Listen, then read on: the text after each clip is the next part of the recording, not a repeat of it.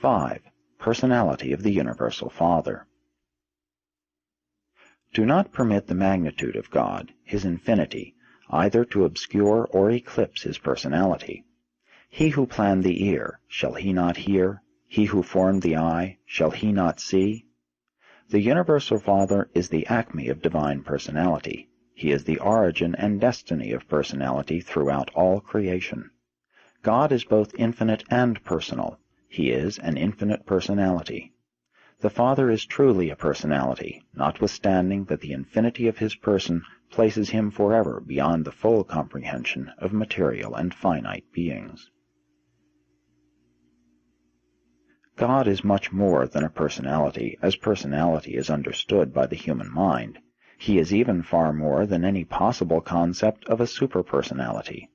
But it is utterly futile to discuss such incomprehensible concepts of divine personality with the minds of material creatures whose maximum concept of the reality of being consists in the idea and ideal of personality. The material creature's highest possible concept of the universal Creator is embraced within the spiritual ideals of the exalted idea of divine personality.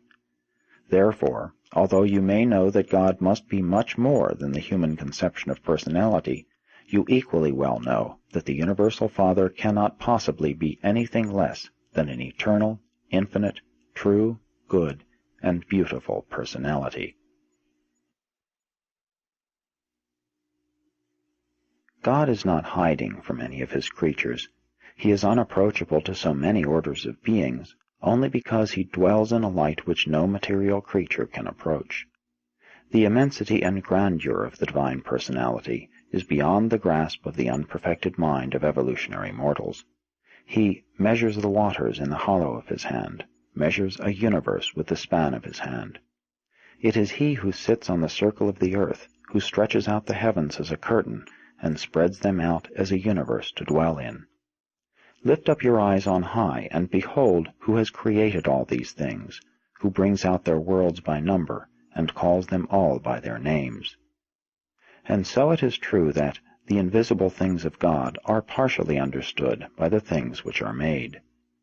Today, and as you are, you must discern the invisible Maker through his manifold and diverse creation, as well as through the revelation and ministration of his sons and their numerous subordinates. Even though material mortals cannot see the person of God, they should rejoice in the assurance that he is a person. By faith accept the truth which portrays that the Universal Father so loved the world as to provide for the eternal spiritual progression of its lowly inhabitants, that he delights in his children.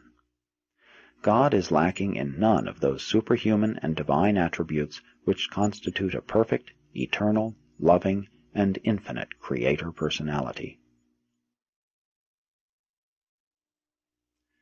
In the local creations, excepting the personnel of the superuniverses, God has no personal or residential manifestation aside from the paradise creator sons, who are the fathers of the inhabited worlds and the sovereigns of the local universes. If the faith of the creature were perfect, he would assuredly know that when he had seen a creator son, he had seen the Universal Father. In seeking for the Father, he would not ask nor expect to see other than the Son. Mortal man simply cannot see God until he achieves completed spirit transformation and actually attains paradise. The natures of the paradise creator sons do not encompass all the unqualified potentials of the universal absoluteness of the infinite nature of the first great source and center, but the Universal Father is in every way divinely present in the creator's sons. The Father and his sons are one. These paradise sons of the order of Michael are perfect personalities, even the pattern for all local universe personality, from that of the bright and morning star down to the lowest human creature of progressing animal evolution. Without God, and except for his great and central person, there would be no personality throughout all the vast universe of universes. God is personality. Notwithstanding that God is an eternal power, a majestic presence, a transcendent ideal, and a glorious spirit, Though he is all these and infinitely more, nonetheless he is truly and everlastingly a perfect creator personality, a person who can know and be known, who can love and be loved, and one who can befriend us, while you can be known, as other humans have been known, as a friend of God. He is a real spirit and a spiritual reality. As we see the Universal Father revealed throughout his universe, as we discern him indwelling his myriads of creatures, as we behold him in the persons of his sovereign sons, as we continue to sense his divine presence here and there, near and afar, let us not doubt nor question his personality primacy. Notwithstanding all these far-flung distributions, he remains a true person, and everlastingly maintains personal connection with the countless host of his creatures scattered throughout the universe of universes. The idea of the personality of the Universal Father is an enlarged and truer concept of God which has come to mankind chiefly through revelation. Reason, wisdom, and religious experience all infer and imply the personality of God, but they do not altogether validate it. Even the indwelling thought adjuster is pre-personal. The truth and maturity of any religion is directly proportional to its concept of the infinite personality of God and to its grasp of the absolute unity of deity. The idea of a personal deity becomes, then, the measure of religious maturity after religion has first formulated the concept of the unity of God. Primitive religion had many personal gods, and they were fashioned in the image of man. Revelation affirms the validity of the personality concept of God, which is merely possible in the scientific postulate of a first cause, and is only provisionally suggested in the philosophic idea of universal unity. Only by personality approach can any person begin to comprehend the unity of God. To deny the personality of the first source and center leaves one only the choice of two philosophic dilemmas, materialism or pantheism. In the contemplation of deity, the concept of personality must be divested of the idea of corporeality. A material body is not indispensable to personality in either man or God. The corporeality error is shown in both extremes of human philosophy.